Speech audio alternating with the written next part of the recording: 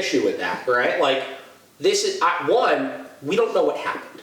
You know what I mean? Like, that's half of the battle. Like, we don't know what happened in the situation, right? Mm-hmm. So, like, I'm not big on giving my opinion on a situation without all the facts. Yeah. I'm not like all these other fucking Joe Schmo losers that jump on like a clickbait story and then formulate my own story around it. Like, I want to know the details before I give my opinion on something. Yeah.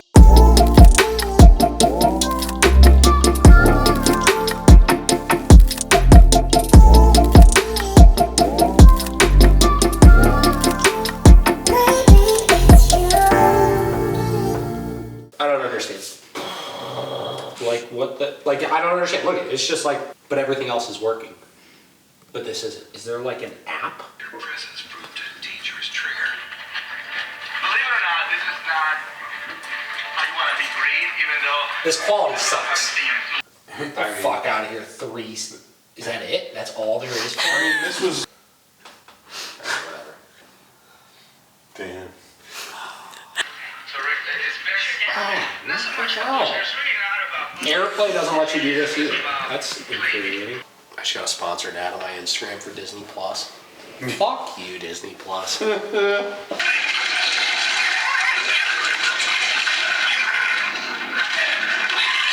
this. Like, what the fuck? Oh yeah, Caesar.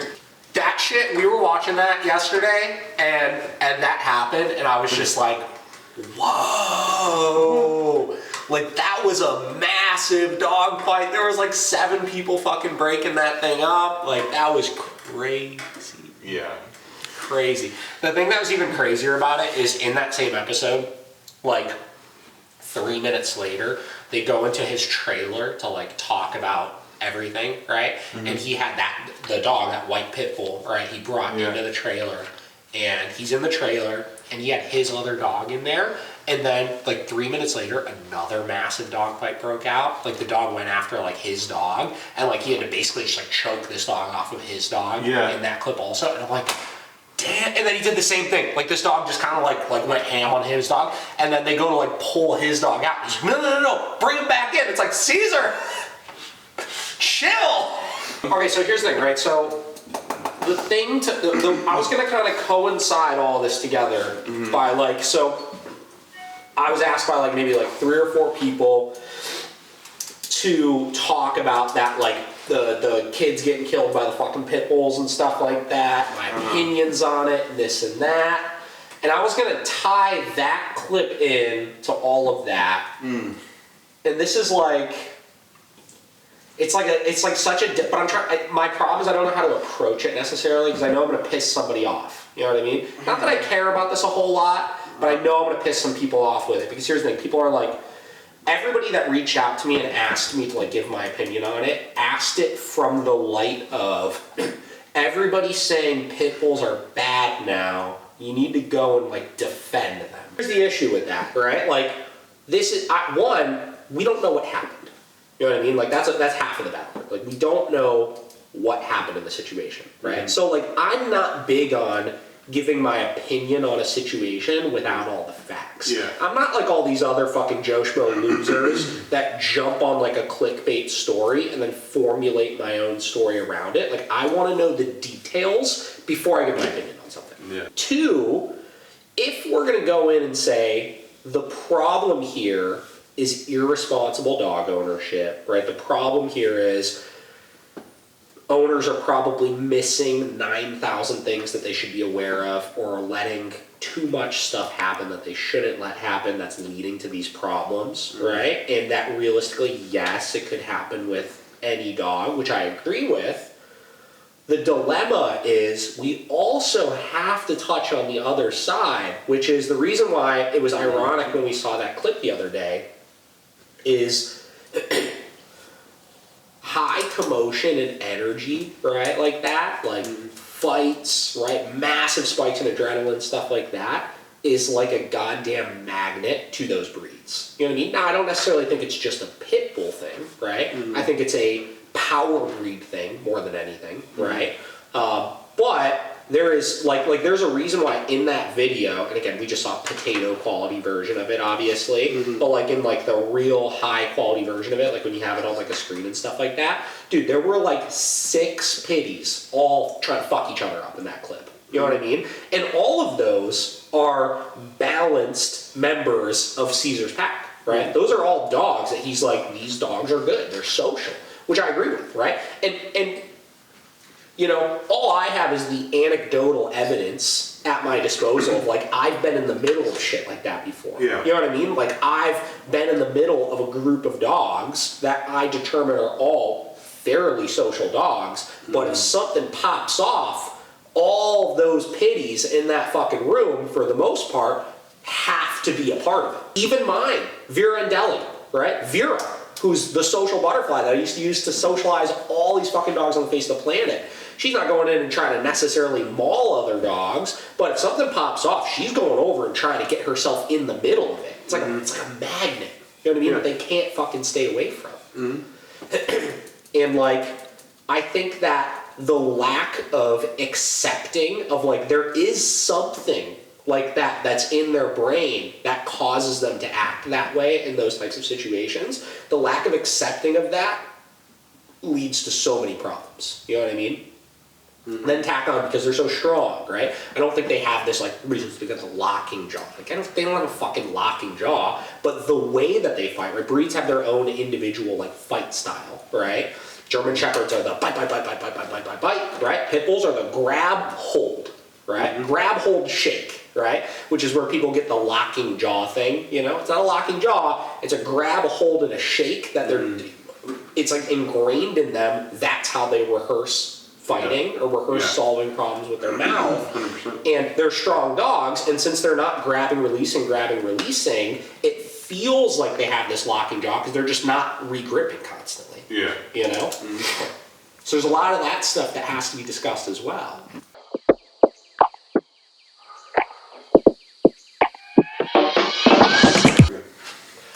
Three, two, one. Welcome to the David the Dog Trainer podcast, episode 91. Here with Josh, also here with Paige.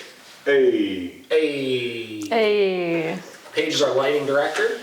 We got a new camera here, and naturally she had to come and help us out with some lights. We got this big ass light here that Josh has had here for fucking ever that we haven't used yet. Yeah. It's giving me a nice glow, I think. Yeah, you're glowing. Today's episode is sponsored by Liquid IV. Yeah, it's way better than Logan Paul's brand. I've had a couple of virtual consults lately that I want to break down, and one in particular I want to talk about because this dog training thing that we're doing, right? It blows my mind all the time how overcomplicated we make everything, right? So I want to share a story about a virtual consult I did about a week and a half ago, right? Okay. So there's this family, they're based out of Texas. They reached out to me and they sent me a email after they listened to one of our podcast episodes. I don't remember exactly which episode it was or what it was about. Long story short, she sent me an email and she was basically like, hey, I just listened to this podcast episode and I've never felt more like somebody like understands our situation that we're been in. We feel like we're basically just trapped in our house with this dog. It's a 3-year-old like mini Aussie Doodle or something like that, right? And this dog has just basically been like terrorizing them over things. Yeah. They've been to 3 different trainers. Let's let this sink in. Anytime people have been to multiple other trainers, I don't say it from the standpoint of, wow, look how much better we are than those other trainers. I look at this from the standpoint of there's a serious problem in the dog training world if it takes 3 to 4 trainers to solve a simple issue. Okay, so I'll summarize this for you guys. Okay. So mini Bernedoodle, right? Issues in the house, right? The dog was guarding resources. Now, not severely guarding, not like I'm trying to kill you guarding, right? But he would get miscellaneous objects all over the house, right? He would not let them take it from them, right? He would act out and get kind of snarky and stuff towards them if they were trying to take it. And they literally couldn't get him to release these objects for them, right?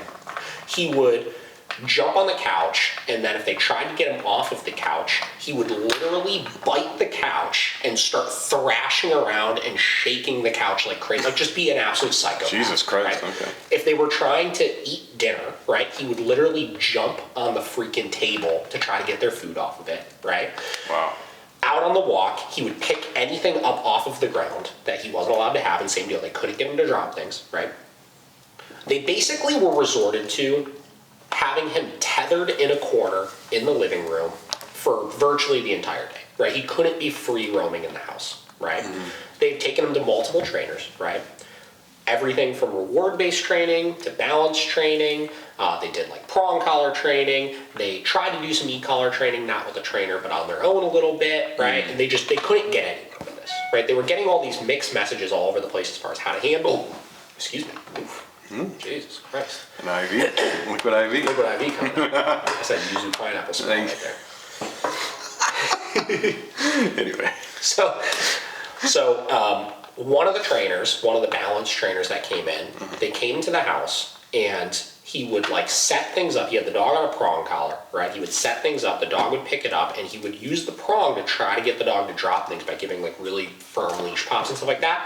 Couldn't even get the dog to drop things. And he basically resorted to telling them the dog can't be, his solution was, because he couldn't get the dog to drop things, he said that the dog, he was the one who gave them the opinion on the dog needing to be tethered in the corner, right? So whatever. So bad information given all around.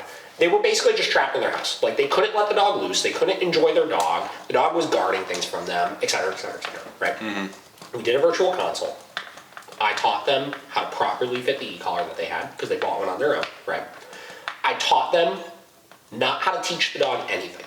I taught them how to deliver a meaningful correction to the dog with the e-collar, right? I taught them to throw out the window all of the jargon that you hear all over the internet about e-collar should always be used at low levels and should be in a communication fashion and all this stuff. I taught them that they needed to teach this dog some firm boundaries, right? We did like a 45-minute consult teaching them how to do that, right?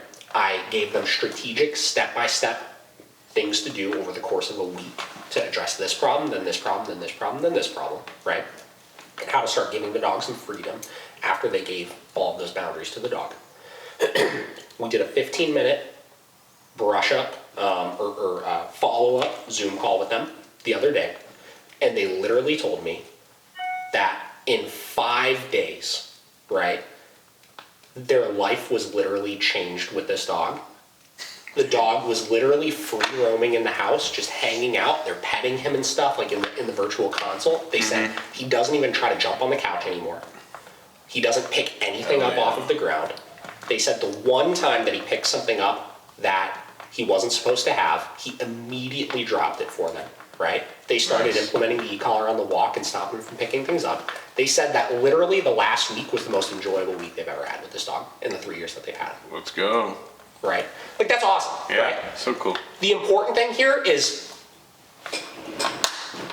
that was so it was so easy. It was so freaking easy. They Yeah. spent thousands of dollars on training for this dog, and they couldn't get there. All this came down to is setting meaningful boundaries for the dog. Yeah. That's it. Need some yuzu after that. It was just funny because, you know, that follow-up one, I didn't know how things were going to go. You know, I was like, you know, like maybe we'll do like 30 minutes or something like that, Yeah. you know, touch base, give them some new things to work on, see what went well, what didn't go well. And they got on and they're just like, things are literally great.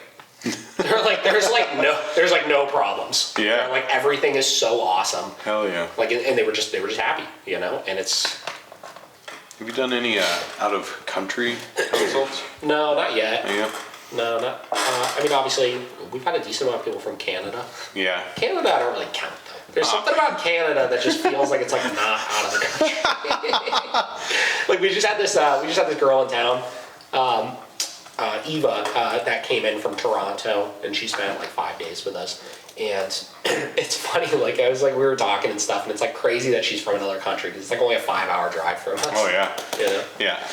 I feel like especially Toronto is just basically the United States. Yeah. Like everyone just comes over here, we go over there, it's fine. Yeah. But That was a cool one too. Like she brought this dog up that had never been socialized with other dogs before.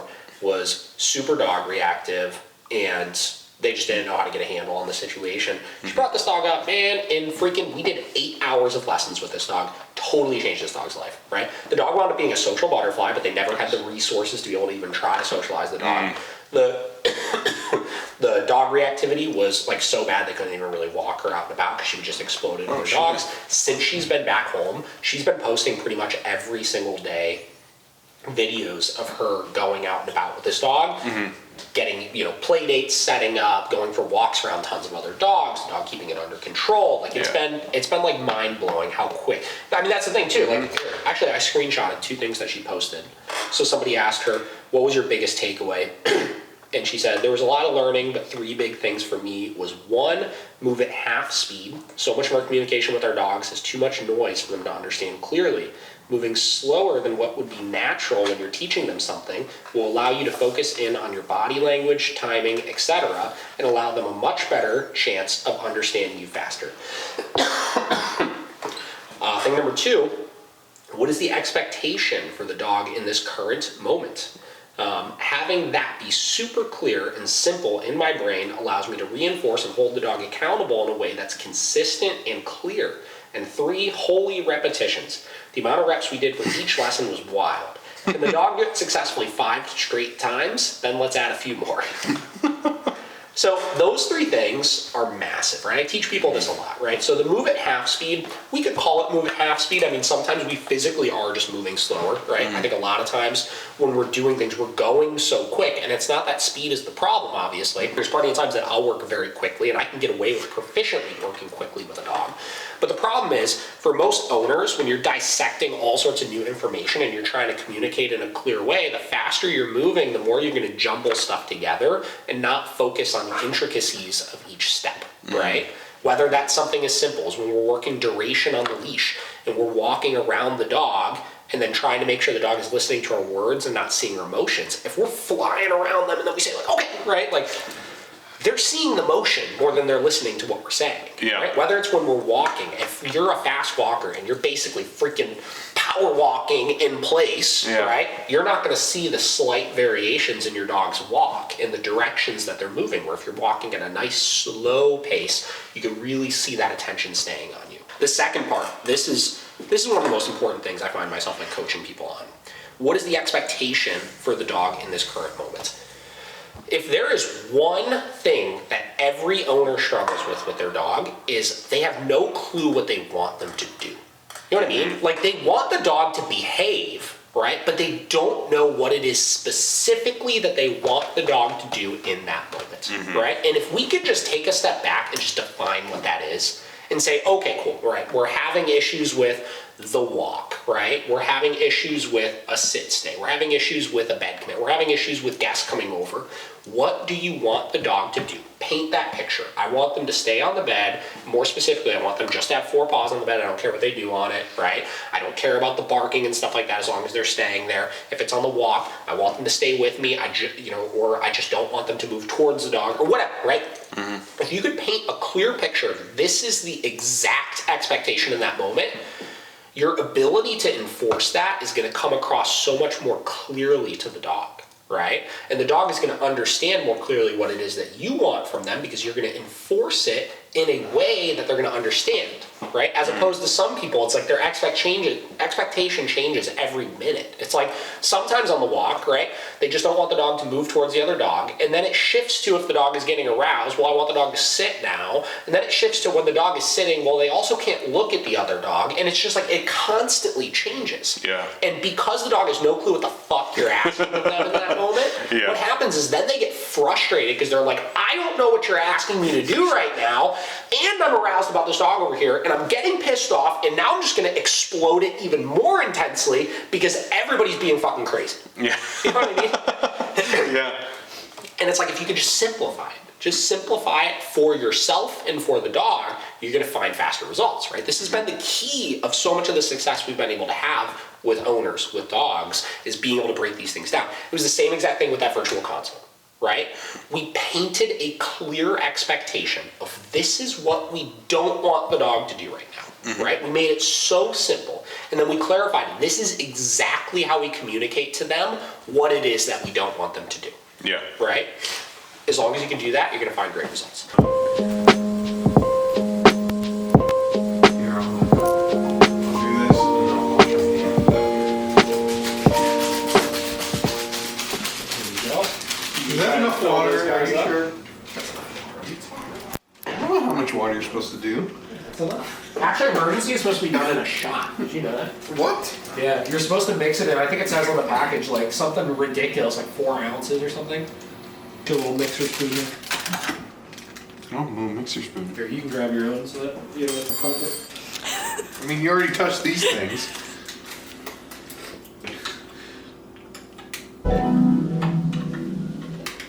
Wow, that's smooth. Did you get that in slow-mo? I feel myself getting healthier by the second. Oh, geez. I'm gonna wash my hands now. We should have made it in the wine glasses. No wine glass. Some Trader Joe's. Did you just use that for hand soap? Is that not? Dude, that's lotion. What the fuck? Why do you have lotion there? That's fucking lotion. What are you doing? Why do you have lotion This in is the soap, bro. Who has lotion in the kitchen? What are you people? This is, I don't even know. This was weird. So one time my parents were over for dinner and my mom was like in here and she was like washing something and she washed like 3 dishes with the hand lotion thinking it was soap. Dude, why do you have lotion there? I was like, Mom, what are you doing? I was like, did you It makes no sense. Who has lotion in their kitchen? Rich people soap.